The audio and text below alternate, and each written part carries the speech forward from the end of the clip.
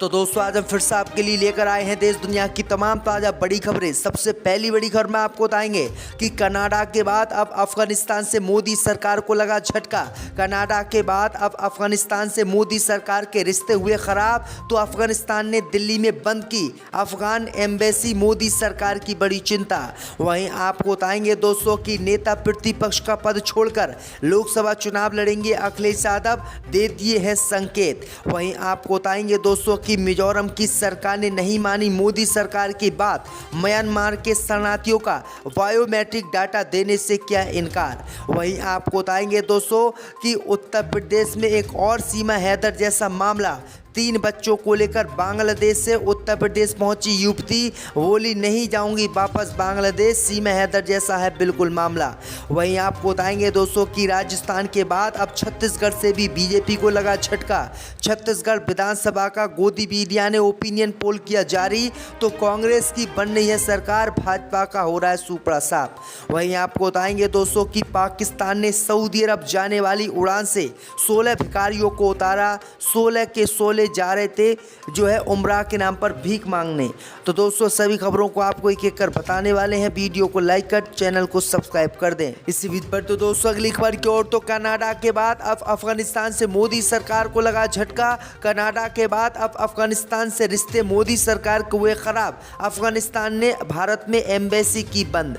दोस्तों आपको बता दें कि आतंकी हरदीप सिंह निज्जर की हत्या के मामले को लेकर भारत और कनाडा में विवाद जारी है।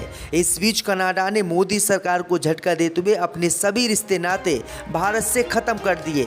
इस बीच खबर सामने निकल कर आई दोस्तों कि कनाडा के बाद अब मोदी सरकार के अफगानिस्तान से रिश्ते भी खराब हो गए हैं, और रिश्ते खराब होने के कारण ही अफगानिस्तान सरकार ने मोदी सरकार को झटका देते हुए दिल्ली में अपनी अफगान एम्बेसी को बंद कर दिया है, जिसके बाद मोदी सरकार की चिंता बढ़ गई है। दरअसल आपको बता दें कि अफगान एम्बेसी ने शनिवार को एक बयान जारी किया है और कहा है कि भारत सरकार से समर्थन और संसाधन की कमी के चलते वह 1 अक्टूबर से भारत में अपना कामकाज बंद कर रहा है। आगे बयान में कहा गया है कि अफगानिस्तान को होस्ट गवर्नमेंट की तरफ से कोई खास सपोर्ट नहीं मिल रहा था। अफगानिस्तान और उसके नागरिकों के हितों को ध्यान में रखकर कोई काम नहीं किया जा रहा था, इसलिए अफगानी दूतावास ने भारत में अपने दूतावास को बंद करने की घोषणा की है। तो ये बड़ी अपडेट आई दोस्तों कि कनाडा के बाद अब पड़ोसी मुल्क अफगानिस्तान से भी मोदी सरकार को ये बड़ा झटका लगा है। लगातार पड़ोसी देश भारत का साथ छोड़ रहे हैं। इसी बीच पर तो दोस्तों अगली खबर की ओर, तो सीमा हैदर की तरह 3 बच्चे लेकर बांग्लादेश से भारत पहुंची युवती।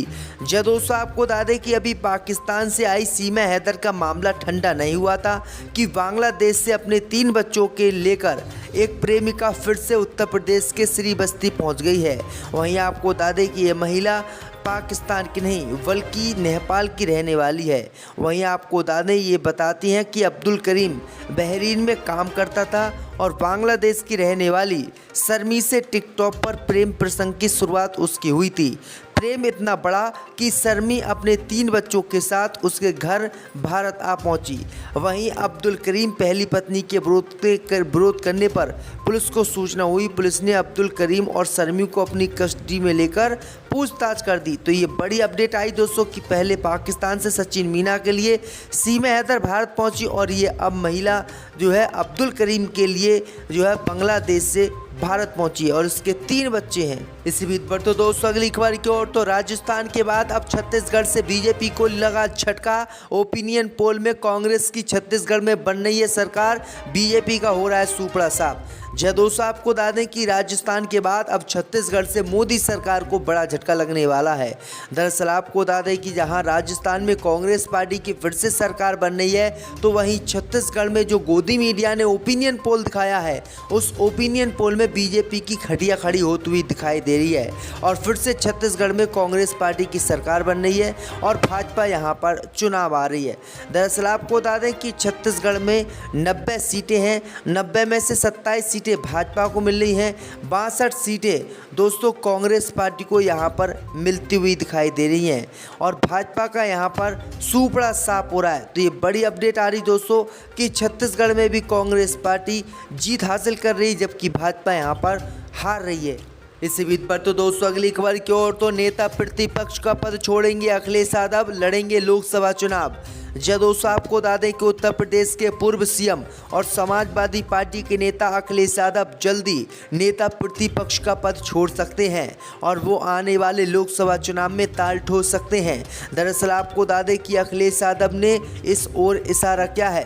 दरअसल आपको बता दें कि अखिलेश यादव कन्नौज सीट से लोकसभा का चुनाव लड़ सकते हैं। वहीं आपको बता दें कि अखिलेश यादव इस समय विधायक हैं और विधायक की अपनी छोड़कर अखिलेश यादव जो है लोकसभा का चुनाव लड़ेंगे। तो ये बड़ी अपडेट आ रही दोस्तों। इसी बीच पर तो दोस्तों अगली खबर की ओर तो मिजोरम की सरकार ने नहीं मानी मोदी सरकार की बात। म्यांमार के शरणार्थियों का बायोमेट्रिक डाटा नहीं किया जाएगा कलेक्ट। दोस्तों आपको बता दें कि मिजोरम के मुख्यमंत्री जोरमथांगा की सरकार ने केंद्र की मोदी सरकार के आदेश को मानने से साफ इनकार कर दिया है।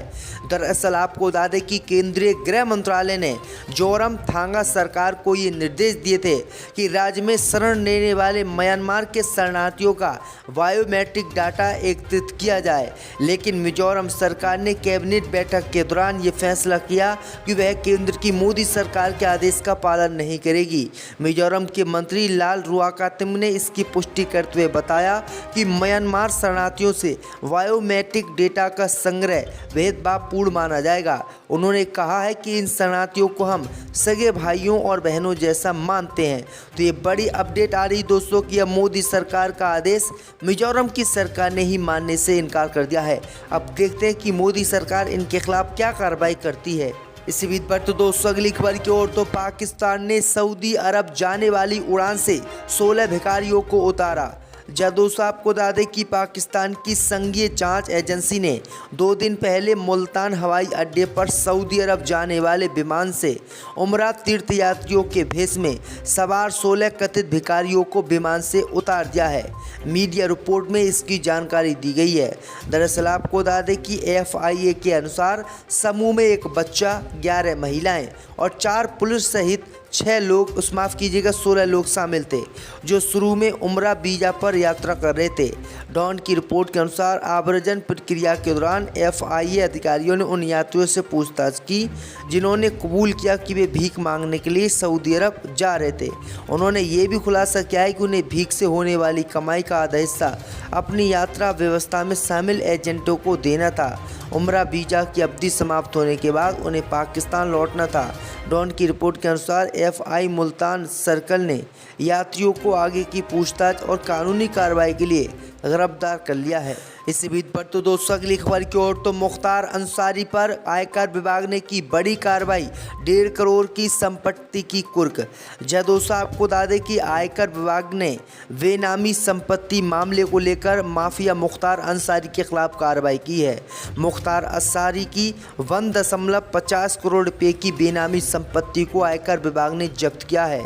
राजधानी स्थित डालीबाग में मुख्तार के भाई अफजल अंसारी के घर के सामने स्थित 3234 वर्ग फीट वाले रिहायशी भूखंड को गाजीपुर निवासी तनवीर शहर के नाम पर 76 लाख रुपए में खरीदा गया था, जिसकी वर्तमान में अनुमानित बाजार कीमत 1.50 करोड़ रुपये है। सूत्रों के मुताबिक मुख्तार अंसारी का ये जो घर था वो अब आयकर विभाग ने छीन लिया है, यानी अपने कब्जे में ले लिया है।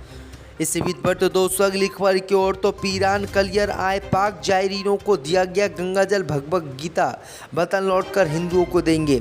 दोस्तों आपको बता दें कि उत्तराखंड के रुड़की के पीरान कलियर में सावर पाक के 755वें उर्स में 107 पाकिस्तान के जायरीनों का जत्था पहुंचा था।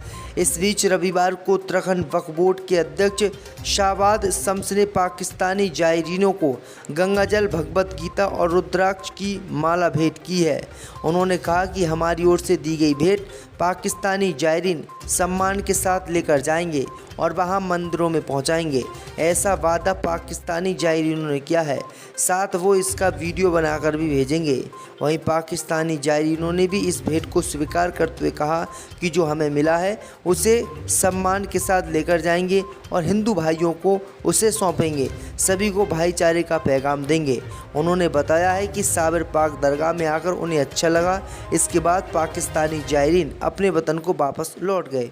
इसी बीच पर तो दोस्तों अगली खबर की ओर तो सपा सांसद ने बीजेपी और आरएसएस पर साधा निशाना, कहा हिंदू मुस्लिम की नफरत फैलाकर हालात बिगाड़ रहे हैं बीजेपी आरएसएस। जब दोस्तों आपको बता दें कि समाजवादी पार्टी के सांसद डॉक्टर शफीकुर रहमान बर्क ने राजस्थान में मुस्लिम व्यक्ति की हुई मॉब लिंचिंग की घटना पर आज बड़ा हमला बीजेपी और आरएसएस पर बोला है। दरअसल आपको बता दें कि उन्होंने कहा है कि बेगुनाह लड़कों को घेर कर मारा जा रहा है, जय श्री राम के नारे लगवाए जा रहे हैं, जो कि इंसानियत के खिलाफ है। आगे उन्होंने कहा है कि केंद्र और यूपी सरकार को भी मालूम है कि क्या हो रहा है। दुनिया किसी भी देश में ऐसी व्यवस्था नहीं है। हमारे देश में मॉब लिंचिंग के नाम पर मारा पीटा जाता है। बीजेपी और आरएसएस के लोग मुसलमान को घेर कर नारे लगवाते हैं और पीट पीट कर जान से मार देते हैं। देश को ठीक से चलने की ज़रूरत है कि व्यवस्था में बदलाव है, देश की हालत बिगड़ी हुई है। तो ये बड़ी अपडेट आई दोस्तों कि इन्होंने ये बड़ा हमला बीजेपी पर बोला है।